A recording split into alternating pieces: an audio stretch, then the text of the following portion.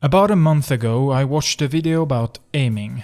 I don't remember which one and it doesn't really matter, but the gameplay I saw in that video intrigued me. Fluid, chaotic and fast-paced in a way that felt different. It caught my attention, especially when paired with the recommendation I'd heard echoed from countless others online. But that was it. I moved on. I never really understood what the finals was supposed to be. I, like most others, assumed it was just another admittedly sleek-looking but ultimately hollow battle royale game, stitched together with flashy effects and designed primarily to sell overpriced cosmetics. Another live service game destined to burn bright, fizzle out, and ultimately vanish. I was wrong.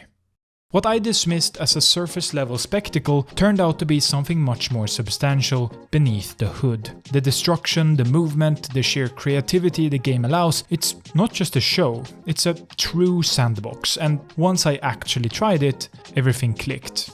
This wasn't just another shooter trying to ride the wave, the finals was doing its own thing, and well. Hi, What's he doing?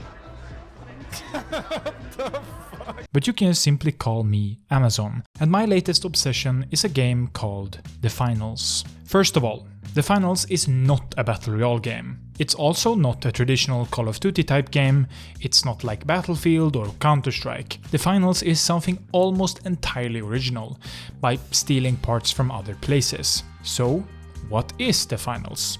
Let's start with the mode you'll be playing starting out. Quick Cash, a lighter version of the main mode the game plays best around.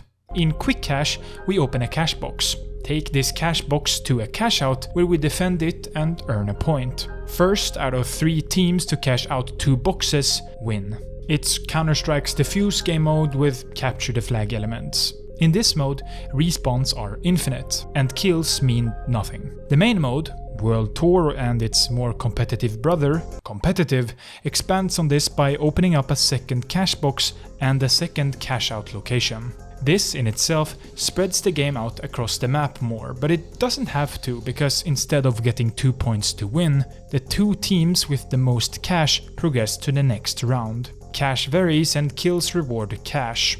Revives are made more important, as unlimited revives are instead replaced with a limited amount of coins. This is very shallow obviously, but it's enough for now. I won't go into the metagaming here right now, but it exists. And it's also quite deep from my very limited time with the game.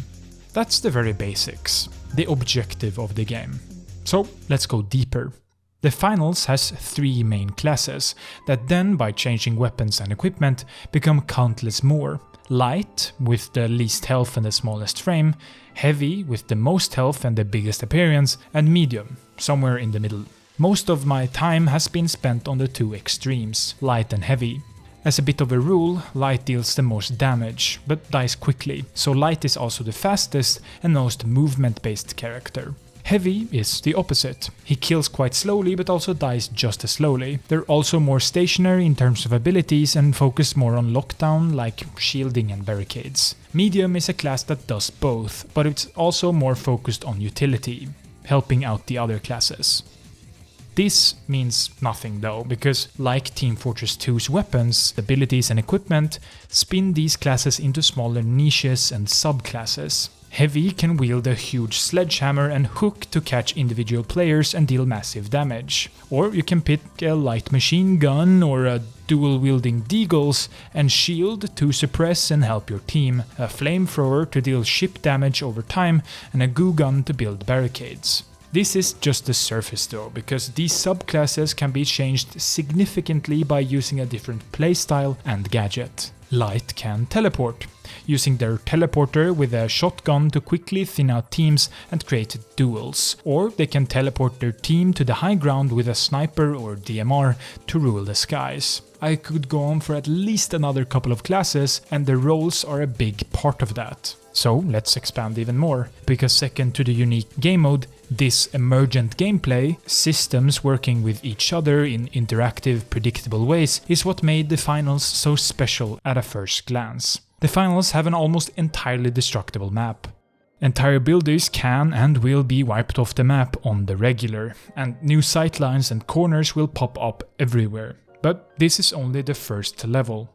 Teleporters not only send players but also objects like cash and grenades, and jump pads do the same. Now combine all of this and something special, something new emerges. Boom.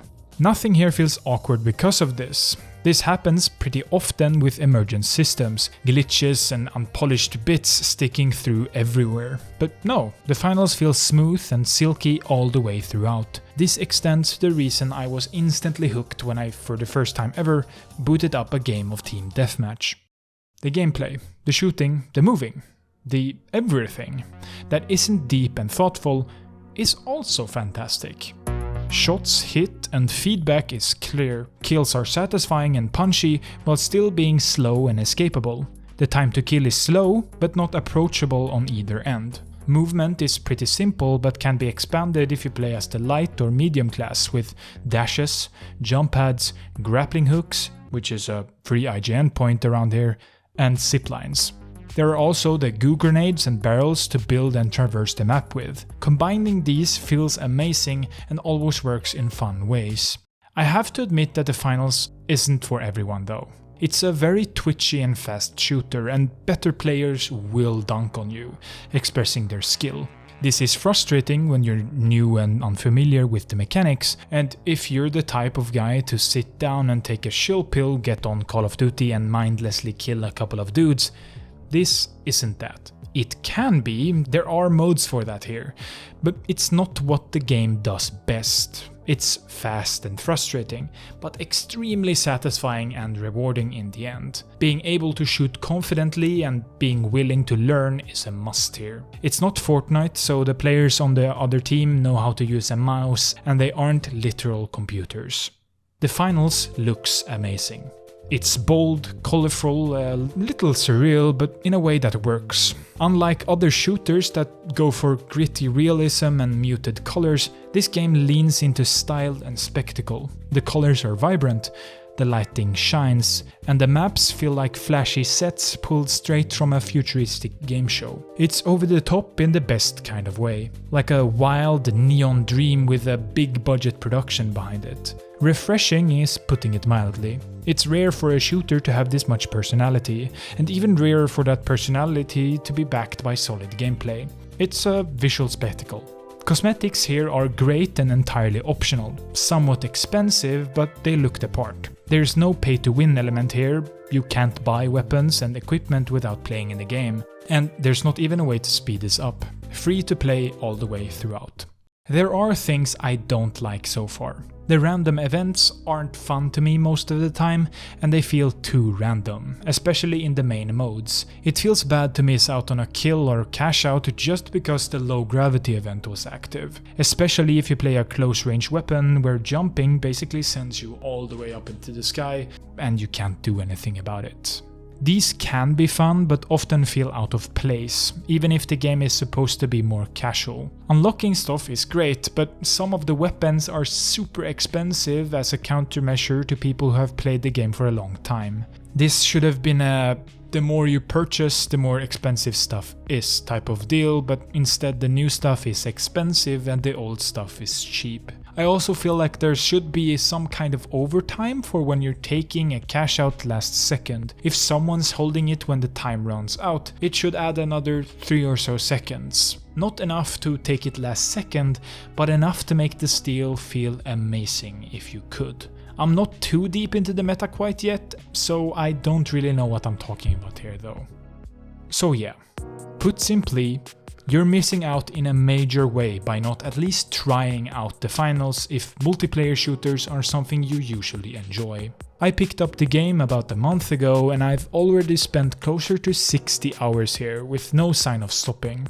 I'd love to return to this topic in another, larger analytical video on the game one day, but I need more time to get good and acquaint myself with all the numerous playstyles here. There is something special brewing within this game that I haven't seen anywhere else. It's not slop at all, but a soup of emergent gameplay, excellent gunplay, fresh, fun stylistic choices, and a truly new game mode that altogether tastes immaculate. Get a spoonful and slurp, man. It's free.